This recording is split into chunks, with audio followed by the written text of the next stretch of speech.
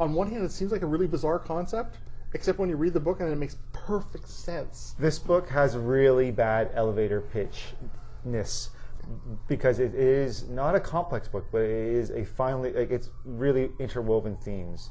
And the simplest thing is to understand is I had an old suit in my closet, and it was emotionally really important to me. It belonged to my father. He passed away 10 years ago, and I always felt weird wearing it or trying it on. And I too said the thing that many young men say, which is, I don't want to feel like my father in a suit. And I began to question that because I missed him dearly. Why would I say such a thing? And so I began a journey not only to explore the actual artifact, the suit itself, by altering it, but I also began to look at the history of the suit and how it relates to the conversation between generations of men. In the early history of the suit was a rebel garment that appalled priests. And they would talk about the boss, being able to see the boss of the penis, or being able to see like the cleavage of the testicle because their pants were so tight. But that's what a suit, like everyone thinks, like a suit is such a sober garment, but there's something extremely sexy about the suit, that it opens up, at this lapel, which opens up, shows off your chest because you can see the tie and your shirt underneath. But also at the bottom, there's a reciprocal cutaway of the suit that actually shows off your crotch. And there's all this sort of sexual stuff going on in the suit that people just don't even notice anymore because they're so used to it. So there's a social history. There is what you could call a war journal of my alterations of the suit. And at the same time, my life had just developed in the way that I was also apprenticing as a tailor. And it's a memoir of my father and the memories I have. So it is like a suit, a very complicated set of parts that are brought together in an elegant, seamless way, it would seem, like a good suit. You almost do a CSI kind of, almost an autopsy on the suit. I think consciously you think you're just retailoring a suit, but you're doing way more with that suit. Well, it is a grim metaphor to use, but you do move across the suit somewhat like a body, and the connection is really close. That suit is intended to be my father's burial suit, but my father's body had decomposed so much because they were very unsure during the autopsy about why he had died. So when we had the opportunity to dress him or to deal with the issue of burial, it was impossible. His skin was like the texture, everything about him was going off, and he literally could have fallen apart as we dressed him. And the open casket would have been frightening, and didn't look like my father at all.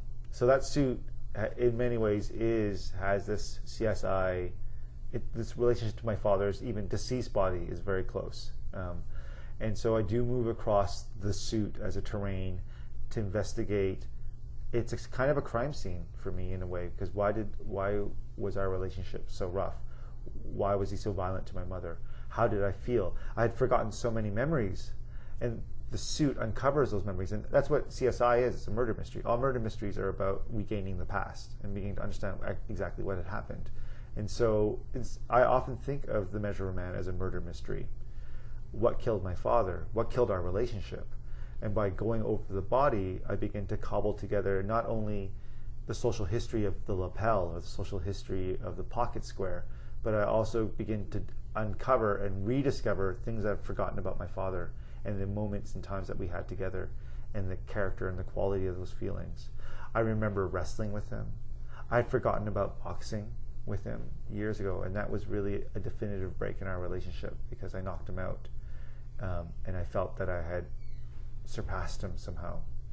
And to look down on your father, literally on the ground, but also to look down on your father in esteem, is an awful experience. And I'd forgotten about all those things. And working over the suit was like working over the body of my father or the memory of my father. And so, yes, there was a crime. And the crime was that we were not closer than we should have been. The suit is now altered, and you're happy. Well, are you happy with it, or is it still a work in progress? It's still a work in progress. I feel my relationship, I'll never feel settled with the suit as long as I don't feel settled with my father. And I actually have no expectation to feel really resolved with my feelings for my father. Did writing this help? It's a funny thing. The book is a snapshot of feeling and of understanding and working through. But the book ended, but I don't know how my feelings could stop feeling different. Because, you can ask me 5 hours from now how I feel about my father, and I'll give you a different answer.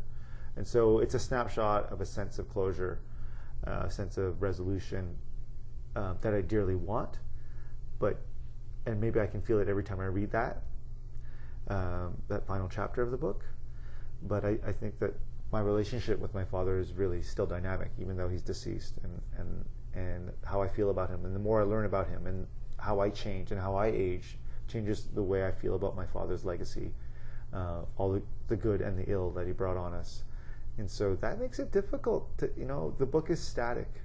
I'm living and breathing the memory of my father still. And so it's hard to just freeze it into a moment. Have you had that shaving moment in front of the mirror where you bend down and you just kind of glance up and your father's in the mirror for just a second and you kind of go... I'm shaking my head because it's not a moment anymore. It feels like extended hours really? and hours and hours. Wow. I think part of what drove the writing of the book is I was asking myself, will I become my father? A man who was violent to my mother, a man who literally drank himself to death. And I look in the mirror and that's all I can see is my father. And so trying to work my way around that tight mirror image, that really nearly lockstep tracing of his face on my face, that palimpsest of him over me or me over him, really hard to avoid now. The book is The Measure of a Man, the story of a father, a son, and a suit. I've been speaking with the author J.J. Lee, and J.J. Lee's The Measure of a Man, published by McClelland and Stewart.